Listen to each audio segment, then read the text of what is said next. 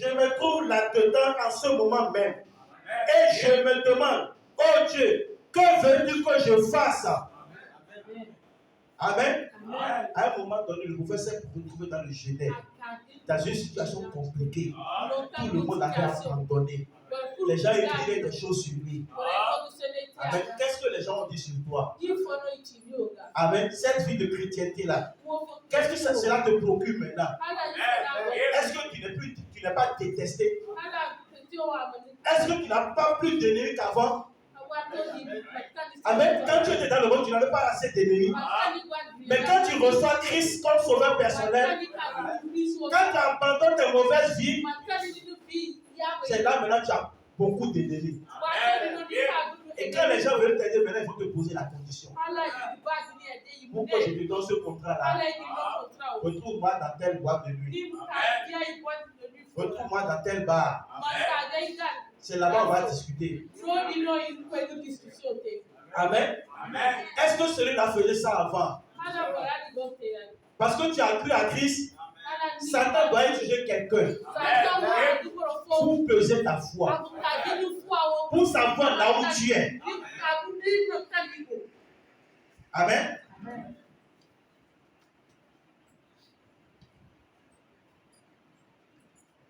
Maintenant, voilà l'expérience d'Élie dans le Genève. Maintenant, posez-moi. Écoutez, mon frère. Vous ne pouvez pas boire pour vous en débarrasser. Vous ne pouvez pas pousser des cris pour vous en débarrasser.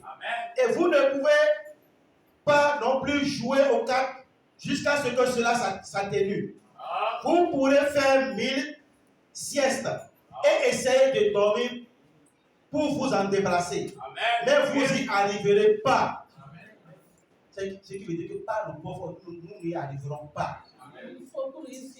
Si ce prophète grand de Dieu, à un moment donné, il n'a rien fait pour lui-même. Il a essayé, il ne pouvait plus. Il a dû fuir pour sa vie. Amen. Donc si nous voulons compter sur nos propres forces. Non, j'ai les moyens. J'ai des connaissances. Si j'ai un problème, il suffit que j'appelle des personnes rapidement si c'est réglé. Là, tu es en train de compter sur tes propres forces. Un jour viendra. Tous ceux sur qui tu comptes là, tu vas les appeler et ils seront hors zone. Tu vas les appeler, tu vas désirer les voir et ils ne seront pas là. Pourquoi ils ne sont pas venus? Parce que Dieu veut t'éprouver.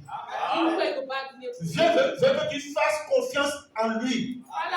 Dieu veut avoir une communication directe avec toi. Dieu ne veut pas que tu sois seulement un ami de loin. Il veut que tu te rapproches plus de lui. Parce qu'aujourd'hui, les gens peuvent compter sur leur chameau. D'autres peuvent compter sur leur chat. Mais toi, chrétien, tu comptes sur qui? Même que ces choses-là vont disparaître. Comme dans la vie de Job, tout ce qu'il avait a disparu. Et ceux qui étaient autour de lui n'ont pas compris. Job n'a pas péché. Mais les gens disent que Job a péché. Quand les difficultés vont commencer par t'assaillir, attends-toi à ce que les gens vont dire. Ah, il a fait quelque chose, Dieu l'a frappé. Ils vont dire du n'importe quoi sur toi. Mais tu dois tenir ferme à la parole. Comme ce prophète Élie, il a tenu ferme à la parole. Parce que tu as des difficultés. Le prophète dit, allez boire le vin, rien faire. Ça ne peut pas te débarrasser des soucis. Je ne peux pas te débarrasser de tes soucis. C'est Dieu seul qui peut te débarrasser de tes soucis. Donc, mets plutôt ta confiance en lui. Et ne mets pas ta confiance en un être humain. Parce que l'homme peut faillir. Amen. Cela soulage simplement les symptômes. Le remède se trouve dans le sang de Jésus-Christ. Non pas dans le fait d'aller se reposer au bord de la mer. Amen. ni dans le fait d'aller chercher un chant, une chorale pour chanter des chants. Non. Ça te retrouve où? Dans le sang de Jésus-Christ. Le remède. Donc quand tu viens aujourd'hui ici, tu es venu chercher un remède pour ton problème. Et ce remède-là est là. Maintenant, la parole est en train de te consulter. Et la parole te pose des questions. Maintenant, tu as mal où? Comment tu sens la chose? Est-ce que c'est ici quand tu as mal? Depuis quand la chose a commencé? Amen. C'est ce que la parole que nous écoutons, c'est ce que la parole de faire ce matin. C'est en train de faire des diagnostics. La parole est en train de te diagnostiquer maintenant. Maintenant, c'est à toi de dire, maintenant c'est ici, j'ai mal, Seigneur. Voilà l'imperfection de ma vie. J'ai essayé. J'ai essayé de me retenir. J'ai dit non, je ne vais plus aller dans ce coin-là. C'est quand je vais là-bas que je pêche. J'essaie d'éviter le coin. Mais quand je vis, il y a toujours un ami qui vient de l'autre côté pour me dire, frère, je te cherchais depuis. Allons dans ce coin-là. Tu dois amener ton diagnostic devant Dieu. Et là, il saura quoi te prescrire. Donc, Dieu a fait de nous prescrire un médicament aujourd'hui. Et le seul remède, et quand Dieu te guérit, il te guérit totalement. C'est une guérison totale. Et cette guérison se trouve dans le sang de Jésus-Christ. Si nous pouvons entrer dans ce sang, nous pouvons nous laisser couvrir par ce sang. Pas avoir ce sang au bout des doigts. Nous avons des chrétiens qui ont le sang au bout des doigts. Ils ont passé le sang comme une pommade sur la peau. Au lieu de se plonger dans le sang et de se laisser immerger par le sang. Si tu peux seulement boire ce sang un peu, les gens vont croire que tu veux mourir. Non. Laisse ce sang pénétrer en toi. Et quand tu vas ressortir de ce sang, tu vas sortir avec une victoire. Le monde autour de toi ne te dira plus rien. Parce que tu as quelque chose. Tu as le sang. Même lorsque les difficultés viendront, tu dis j'ai déjà le remède. Et ce remède-là, pourquoi je dois avoir peur? Ce problème-là, c'est passager. J'ai le remède. C'est le sang de Jésus. Et le sang de Jésus, je l'ai en moi. Amen. C'est ce que nous devons faire.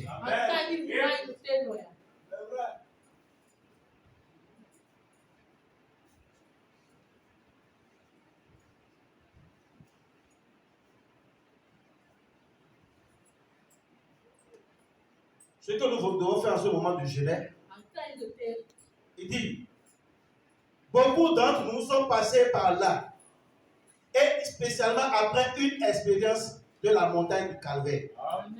Autrefois, quand tu as cru, tu étais zélé, tu étais content quand tu viens à l'église.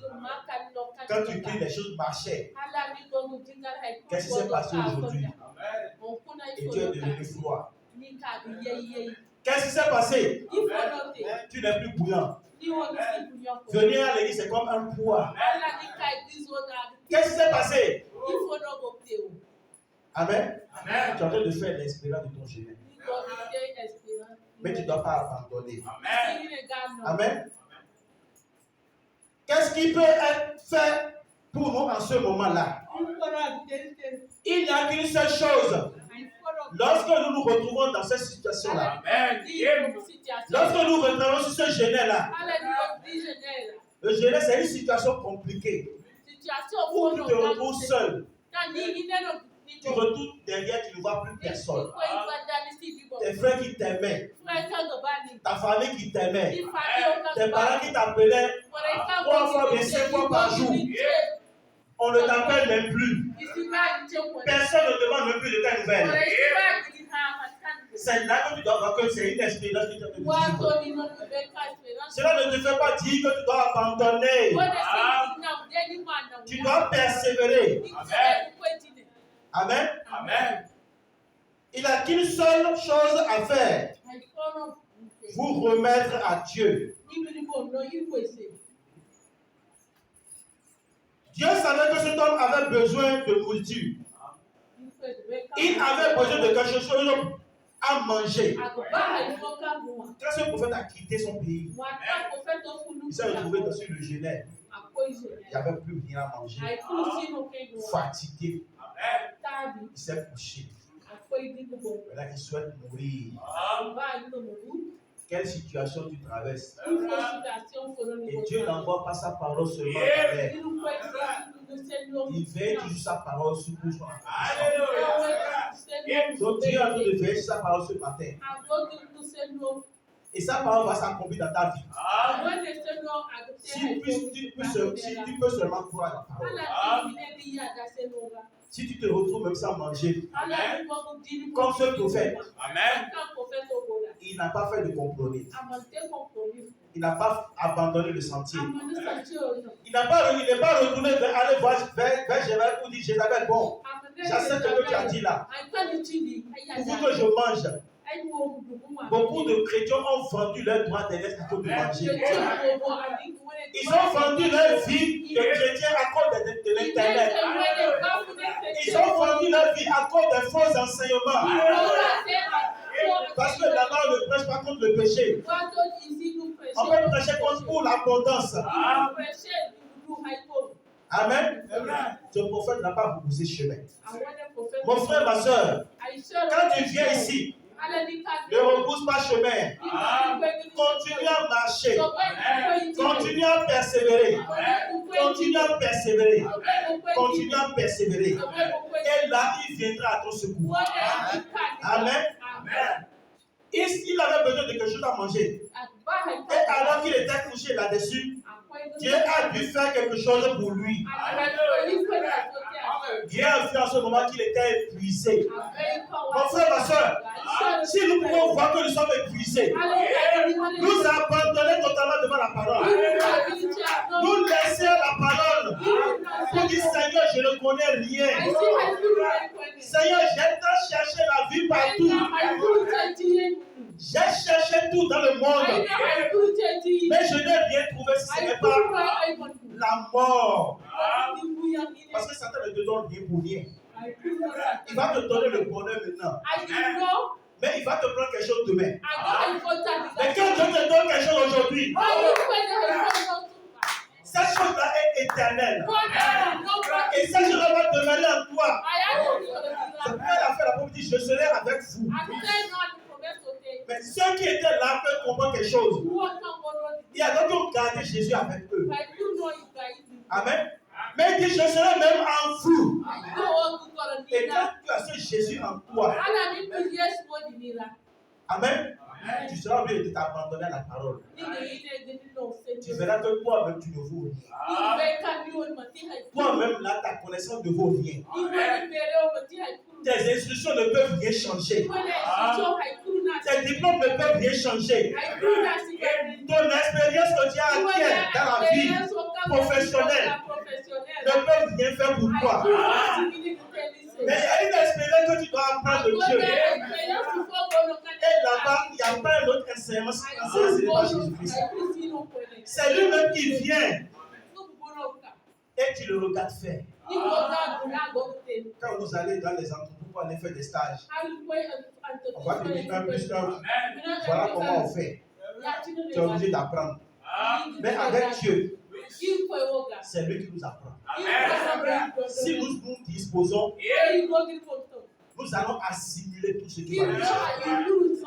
Ce prophète-là, il était abandonné. Il a tellement marché.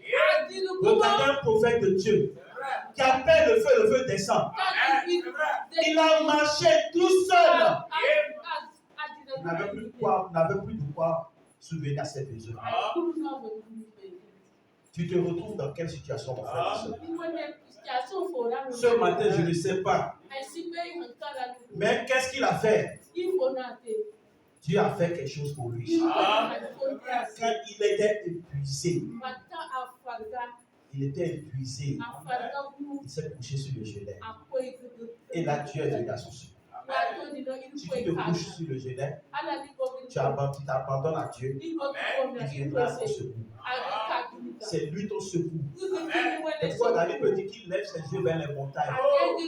Lorsque ce peuple sur qui il gouvernait, ce peuple, ils l'ont rejeté. Malgré qu'il a été cloué. Et ce que le peuple voulait qu'il devienne roi, il avait toutes les carrures pour être roi. Mais David, il n'avait pas de carrures pour être roi. Il n'avait pas ce qu'il faut pour être roi physiquement. Mais Dieu l'avait choisi. Et Dieu l'a oint. Malgré ça, est-ce que vous allez vous dire quelqu'un que Dieu a oint? Est-ce qu'il peut se retrouver devant des difficultés? Oui. Ce n'est pas parce que tu te retrouves devant les difficultés que Dieu n'existe pas. Jésus-Christ était la parole faite chair. Ils l'ont crucifié. Mais il les a dit, détruisez ce temple. Le troisième jour, je vais la rebâtir. Ils n'ont pas compris. Ils ont fait allusion à un temple que nous voyons. Jésus parlait de son corps. Il ne pouvait pas détruire l'esprit. Il pouvait détruire ce corps. Donc quand Satan s'avance vers toi, il essaie de détruire ton corps. Tu dois t'abandonner au Seigneur Jésus-Christ. Amen. Dieu doit faire quelque chose pour tout homme qui vient sous ce génie. Sinon, il va craquer. Si Dieu ne veut pas notre secours, qu'est-ce que nous sommes? Qu'est-ce que tu es? Comparativement au grand de ce monde. Tu peux dire qu'eux ont les moyens. Ils vivent comme ils veulent. Ils font tout ce qu'ils veulent. Mais toi, qu'est-ce que tu fais? Amen. Tu dois t'abandonner à lui. Amen.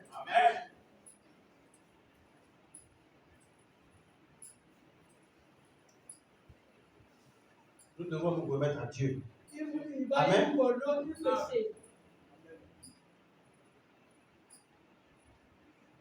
Regardez la miséricorde. La miséricorde de Dieu fait des choses. Amen.